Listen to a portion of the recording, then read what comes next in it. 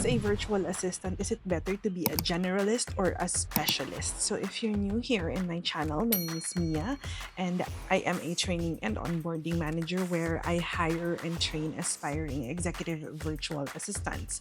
I used to be an EVA myself way back in 2021 until I was promoted to a managerial role. So now I help a lot of other people how to become successful in the role of an executive virtual assistant. In the previous episode, we talked about how to look or to find out what your niche is, and this also defined what a niche is or your specialty and how to choose it, how to choose your specialty as a remote worker or as a virtual assistant.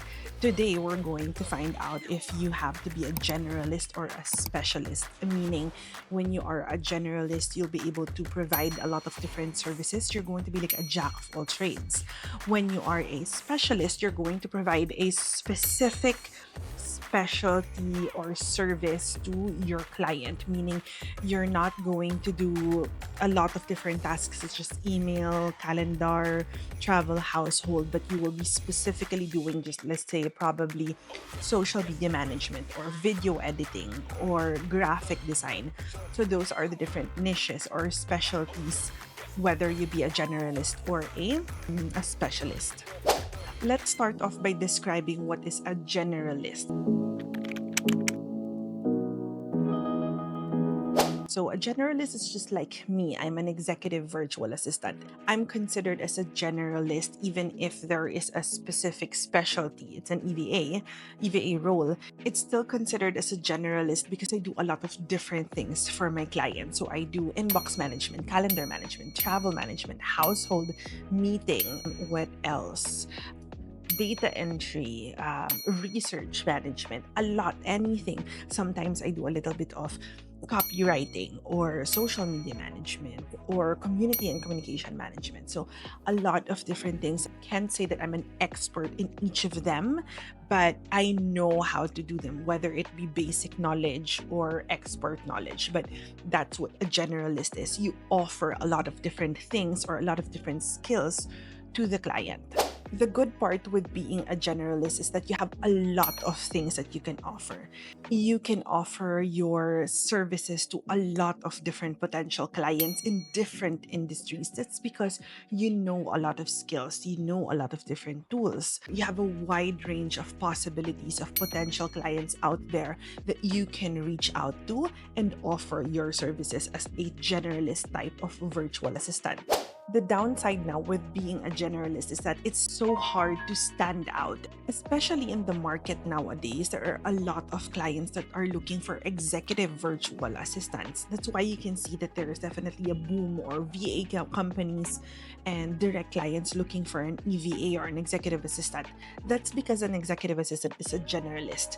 They'll hire one person where they can do a lot of different things already instead of hiring different types of people or different types of VAs doing different types of things. With an EVA, you can already have somebody doing your inbox, your calendar, your travel, your household, anything that you might think that your VA can do within the hours that the VA is working or the EVA is working, then the generalist can do that. But then again, the downside is it's hard to stand out because some clients will be thinking that you are not specialized or that you don't have a specific specialty. So if they're looking for someone who's really good at bookkeeping, then they're not going to look for you, right? So that's the downside of being a generalist. I also want to cite an example that being a real estate virtual assistant, there are also just an example. We keep on talking about executive virtual assistant. So other specialties like real estate virtual assistant, you can also be both a generalist and a specialist. For example, if you are a real estate virtual assistant, you can do almost anything. You can be a jack and Jill of all trades for your client. You can do cold calling, lead generation, you can do transaction coordinator, something. You can do almost anything that a real estate virtual assistant has to offer. But for example, my good friend AJ, the VA teacher, he's a real estate virtual assistant, but he specializes in being a transaction coordinator. He doesn't do cold calling or lead generation. He's specifically a transaction coordinator. So you have a generalist type of real estate VA, and then you have a specialist real estate virtual assistant, just like my friend. Now let's jump into what a specialist is.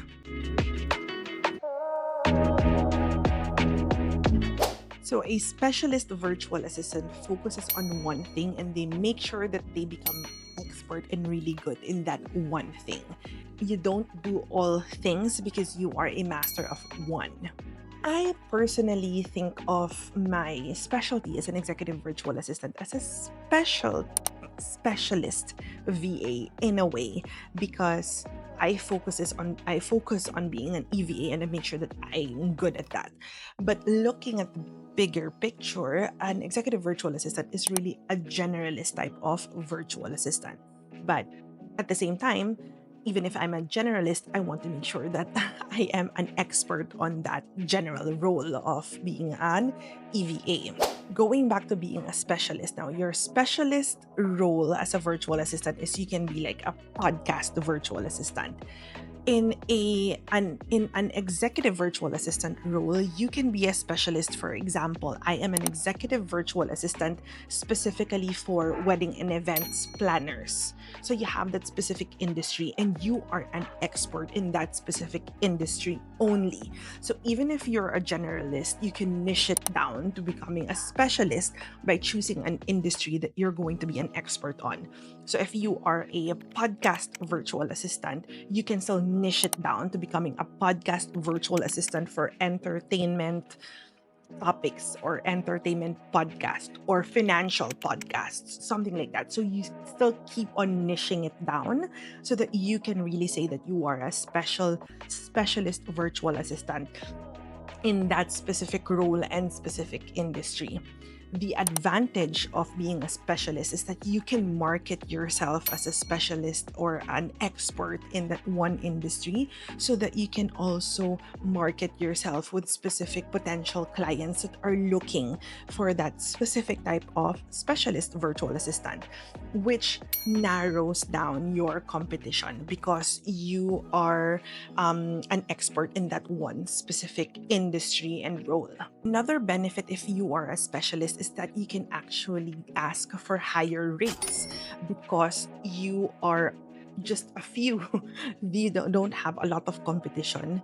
You are not a generalist, meaning you are one in a million, if we can say.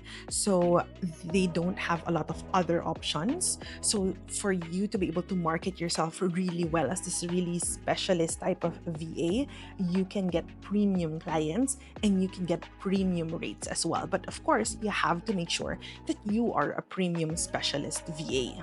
The challenge with being a specialist now is at the beginning. So right now, if you're watching this and you are a beginner, which is you are my target audience for this specific video, if you want to be a specialist, the challenge would be it's hard to compete with experienced specialists. So you have to make sure that you build your portfolio, you continuously upskill yourself, and make sure that you learn how to market yourself. Use platforms such as Instagram and LinkedIn so that you can market yourself and wait for clients to approach you instead of you looking for clients within the field that you've chosen. Now that we know the definition of a generalist and a specialist, which one do you think is right for you? So how would you know which one is right for you? Ask yourself, are you still exploring what you like? Meaning you don't know yet what you like. You don't know yet what your skills are, where you're good at. So it's best for you to start as a generalist if you don't know yet what your specialty is. Next question that for you to ask yourself is, do you already know what you're good at or what you love doing? For example, me, I love wedding and events planning.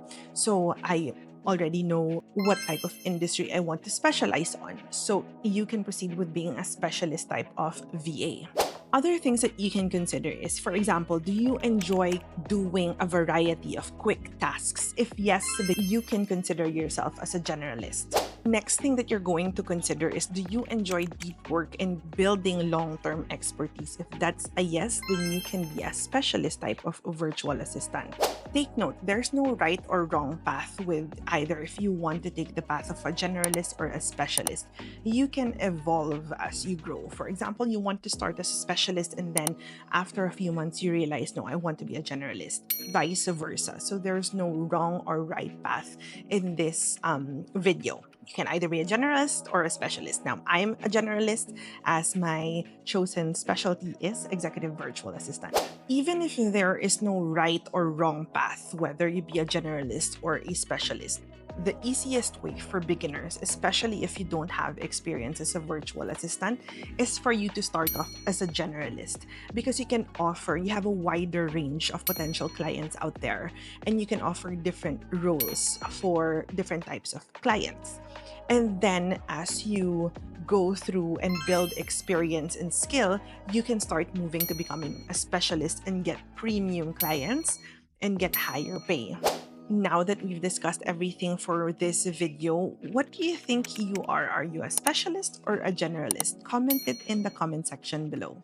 If you think this video helped you in your virtual assistant journey, then don't forget to hit the like button and the subscribe button as well, so that you'll be alerted once the last episode, which is episode 6 for this series, will be posted next Thursday. And on that last episode of this series, we're going to talk about how you can be a virtual assistant without quitting your corporate or current job.